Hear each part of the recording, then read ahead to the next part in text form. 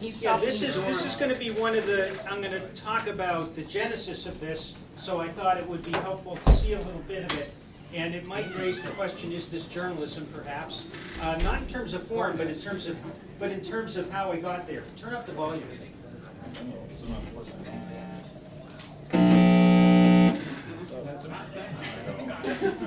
Carbon dioxide and other gases spewed from cars and homes and And do it full frame, Dale.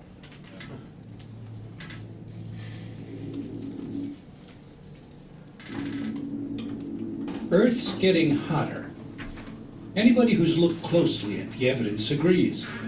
Global warming, caused by carbon dioxide and other gases spewed from cars and homes and factories, has heated the planet an average of about 1.5 degrees Fahrenheit over the last 150 years.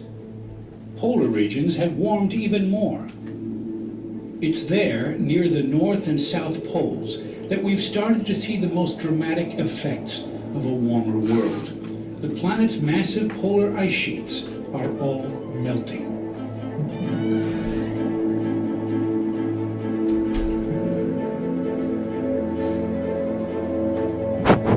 The ice sheets are melting faster than they've ever melted before, but we don't know how long they'll continue to melt for and how much will melt. So we're trying to look to the past to find an analog for that. One such analog is a warm period about 3 million years ago called the Pliocene. Ice sheets were smaller then, and the sea level was higher, but scientists don't know how much smaller or how much higher. Maureen Remo is looking for ancient beaches and coral reefs left behind when the Earth subsequently cooled, ice sheets grew, and the seas receded. They could help her determine how high the sea level will rise in Earth's warmer future. Fossil deposits of shellfish and corals permanently mark ancient coastlines like indelible bathtub rings.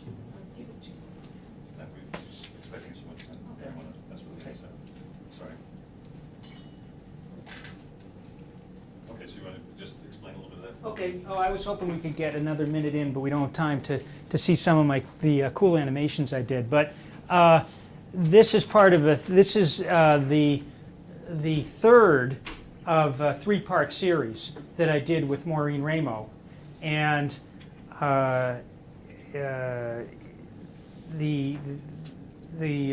raises some interesting questions in terms of journalism, because it was a collaboration with Maureen Ramo, and as I'm going to, one of the things I'll talk about is where we got the money for that, and I think that has some good lessons for the scientists and the journalists. And it's just showed a little bit of a video.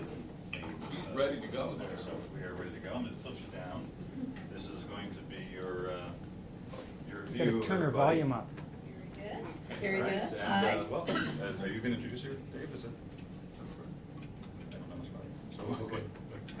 Well, this is Sandra Welch, who's with the National Science Foundation and is responsible for funding journalism projects through NSF. She's going to tell us a little bit about how that happens, and Dan is a recipient of some of that funding, so he's going to tell us a little bit on the other side too. And I think when we say goodbye to Sandra, if there's time, we're going to talk about some alternative methods to find funding for journalism as well. That might involve scientists also. So, please, For a second there, she looked Sandra, do you really have something weird you on the want video. a little presentation you want to give first? I just had a couple, or actually 4 quick points that I will make, and then I'll be glad to take questions. Well then, please go ahead. All right. I don't know how many of you are familiar with the National Science Foundation, but in brief, we're a large federal agency that funds basic scientific research. We're a $7 billion federal agency, and thousands of scientists all over this country, and many of them go out throughout the world, do basic scientific research. But one of our directorates, we're sort of divided into sort of like a university. So we have like the biology and physics and astronomy and mathematics and so on. But one of our directorates is education.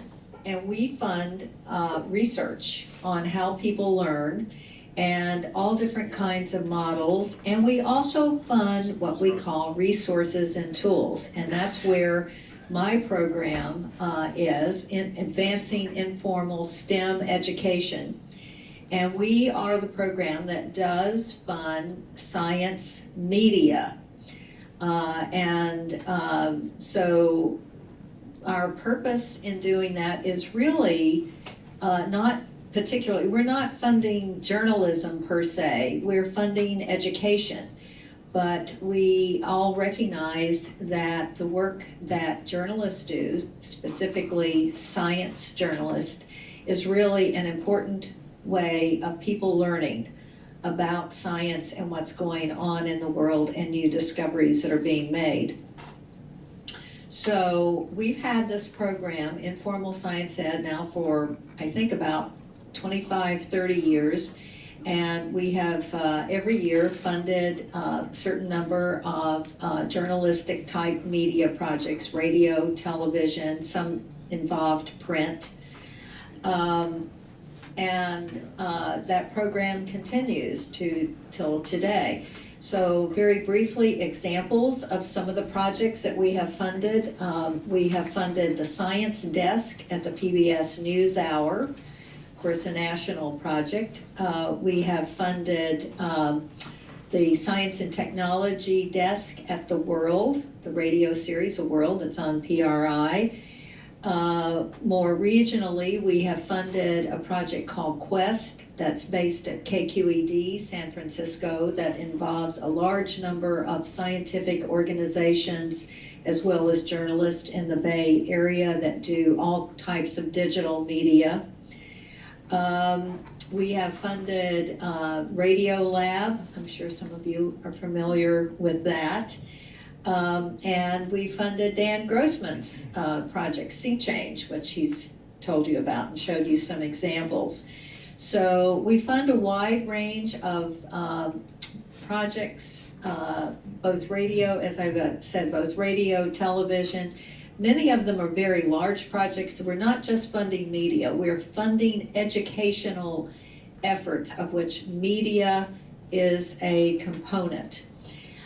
We've also funded some projects that have trained journalists, science journalists.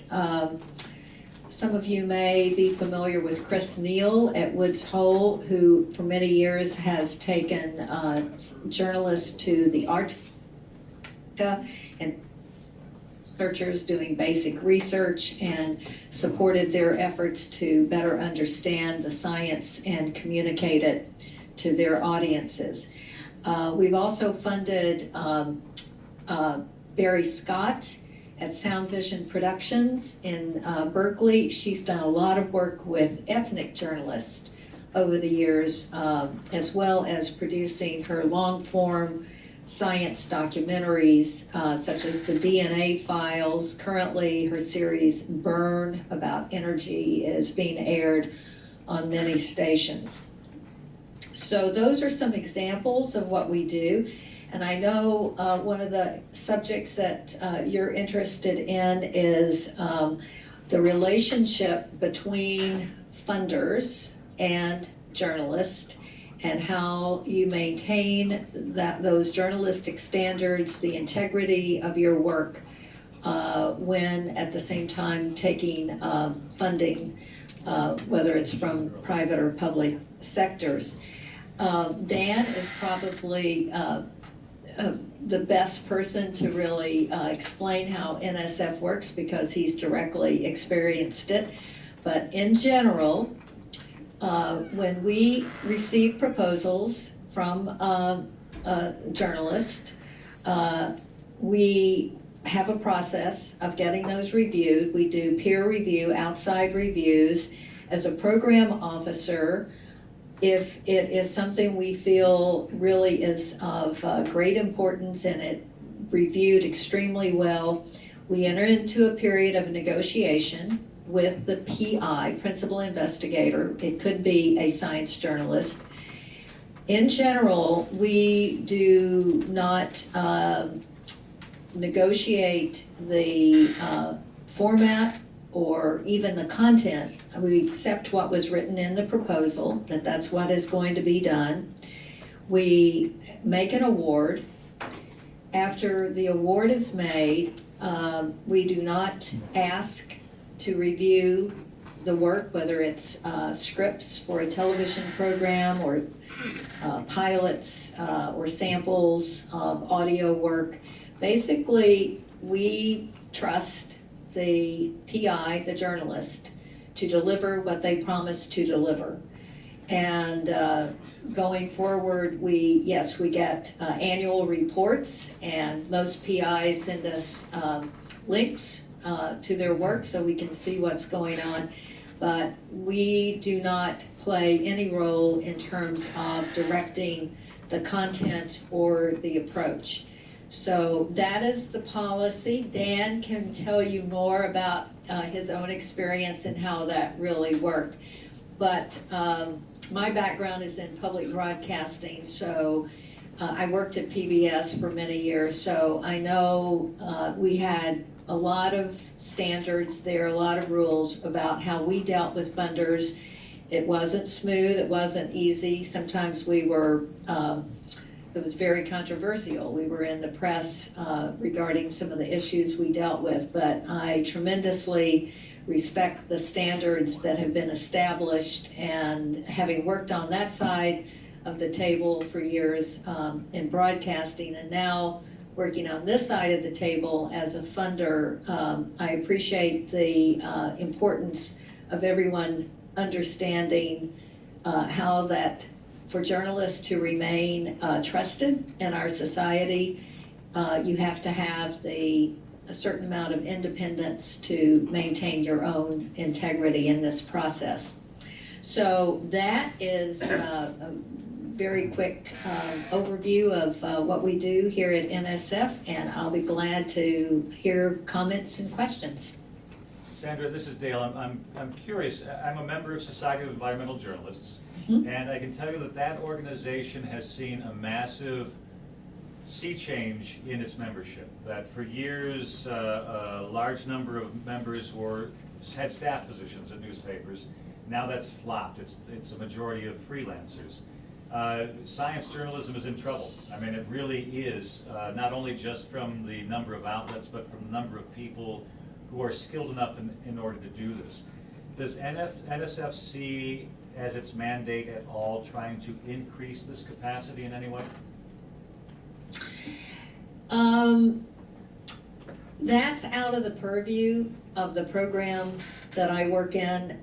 As I indicated, yes, we're certainly aware of that, and it is a concern, but our program isn't per se, our mission isn't to try to increase the number of journalists in the country. It's really an educational mission that we have, but to the extent, I guess, that our program does provide funding that sometimes gets into the hands of science journalists, whether they're working through institutions as staff or as freelancers.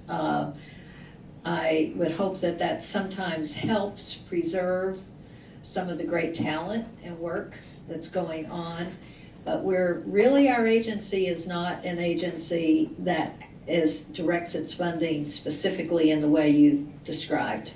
You mentioned Barry Scott. Did, in addition to DNA files, did you also fund, I think you did, she does a series of journalism training workshops periodically. Did you help fund that? We have, she's received a number of awards from us over the last 15 years, and some of those awards did include some of that journalistic training. And I think she's also received funding probably quite a lot more than from us, from the Department of Energy. And by increasing capacity, I didn't mean actually helping to bring new journalists in, but I actually wasn't clear. I meant in helping to train journalists to be better at science reporting. So that's what you're saying, I guess. Right. It is part of what your mandate is. Yeah. Okay. Questions? I got one, I guess. Hi Sandra, this is Jay Leto, also with SEJ. Kind of one of the main things we're trying to do here is explore collaboration between the science and journalism communities to, better handle these complex environmental stories. Maybe there's some way there that NSF would want to get involved in the future to explore this further, I guess. Well, as Dan probably has explained to you, we had a program. I am very sorry to say, higher ups than me decided that it was time to retire it. It was called Communicating Research to Public Audiences, CRPA. And it expressly was designed to bring together our basic researchers, scientists, with actually, it didn't specifically say journalists, but that's in fact, in practice, how it happened. And I think that was a very successful program. We ran that, I think, for about 8 years. And Dan was one of the participants in that. He partnered with a very well-known climate researcher and has done some really great work with her. But even though that program doesn't exist, there are still opportunities for journalists to work with scientists and access some funding from NSF. Every researcher that submits a proposal has to write something in their proposal about the broader impacts of their work. And this has been an increasingly important part of the peer review process, where scientists are being asked to somehow let the public know, or certain audiences beyond the scientific community know about their work. And what better way for them to do that than to collaborate with science journalists who increasingly have multiple opportunities through digital media to let the public know about the work, get them engaged, further their own understanding of some of these important discoveries that are being made. So I continue, when I talk to media and folks, science journalists, to say, look around in your own area of the country, or just get online. Look at the NSF Awards database and see if there are some scientists, some work that's being done that you have an interest in, that you believe is a great story that you could tell, and simply contact those funded researchers, or those that hope to be funded at NSF, and see if you can't collaborate with them and help them with that broader impact section of their proposal. So I'm hoping that we'll get a lot of questions from the journalists about this, since this especially affects the journalists. But Mark, you had a quick question? Yeah, just real quickly, I'm a scientist who has a couple of National Science Foundation grants, and I'm curious about the size of your program. What's the dollar amount that you distribute each year? What's the percent success of people who apply? 5%, 1%, 40%? What's the range in the dollar amounts that you give out on your individual grants? Okay, lots of questions. Let me see if I can start. Our program, Advancing Informal Science Education, currently our budget, I believe, is about $46 million a year. That's total. Now, out of that, we fund not just media. We're funding after-school programs. We're funding exhibits in science museums. We're funding citizen science projects. We're funding new technology projects. The media piece of it that I recommend funding has averaged in the past probably about 15 million. But the 47 million that we have this year is a reduction. We were at about 65 million. We lost 22 million last year, so we're down 22%. So that's put a real crimp on our ability to fund the projects. We, at the same time, our budget was cut last year, we got 22% additional proposals. In this round that we're currently finishing up, we have 400 proposals. And with that reduction in funding and the increase in the volume, we're only going to be able to fund about 8% of those 400 proposals. So the competition is fierce. It's very difficult now, to get a grant because of that. In terms of the size of the grants, we give grants up to $3 million per project. That's for what we call a full implementation project. Now typically with media, radio or television program, it's not just the production of the media. We're funding research along with that project. We're funding evaluation. We're funding all kinds of on-the-ground outreach and dissemination. Increasingly, we're funding apps, games, social media that are a part of a larger package. But $3 million per project is substantial. It is it can make a fabulous project at that level. I'm just crossing my fingers that with the cuts we keep anticipating, we'll be able to manage at that level. But on the other hand, let's go back to you're working with a researcher who's going into one of the research directorates, and you're written into the broader impacts. I see, right now I have on my desk, I know from our geosciences directorate, they have a proposal in which an independent filmmaker, who also happens to be a geologist, has, I believe, about $30,000 in a research budget, and maybe the research budget's only $200,000, but that $30,000 enables him to travel with the researcher to Mongolia or wherever and film segments of the work that is being done. So there can be a huge range in terms of the kinds of funding that's available, and it just depends upon which program you apply. Okay, I'd like Dan to talk for, well, actually, you want? I have one journalism question.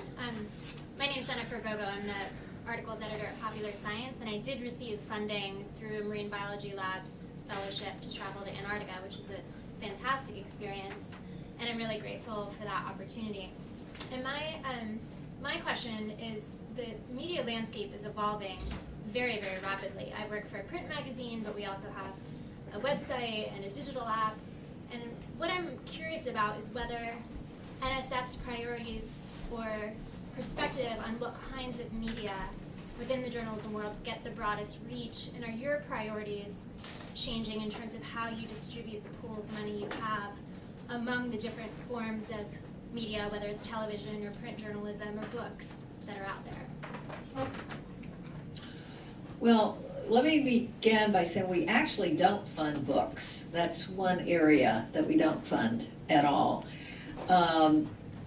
But to answer your question, no. We're not prioritizing any form of media, radio, television, social media.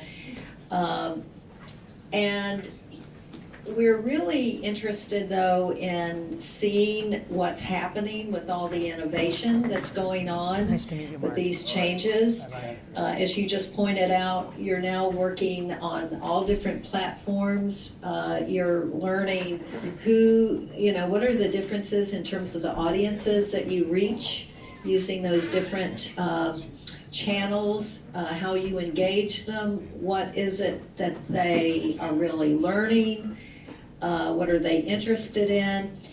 Those bigger questions are what is really more aligned with what our investments are these days. We are about learning new things, advancing the knowledge base that's out there. And we're also really, our focus is on innovation. So we want to fund projects that are willing to go out there and be on the front lines and really try utilizing all of these new tools and strategies to get people more interested in science and more knowledgeable and more capable of participating in a society that increasingly requires people to have some understanding of these big things like climate change and energy. All right, Sandra, we're going to have Dan talk a bit about his experience. You're welcome to hang on, but I would imagine you have a lot of stuff to get done since you just got back from vacation today. So it's your choice if you'd like to hang on and, you know. I would love to, but you're absolutely right. I'm facing some deadlines this week, so I appreciate so much the time to have a little interaction with your group. And Dan, I will talk to you, I'm sure, later. But right now, I've got a number of other folks that are desperate to hear whether they're getting an award or a decline. So I'll get back to my business. Thank you so much for taking so much time. I appreciate it, Sandra. Thank you. Bye-bye now. Bye.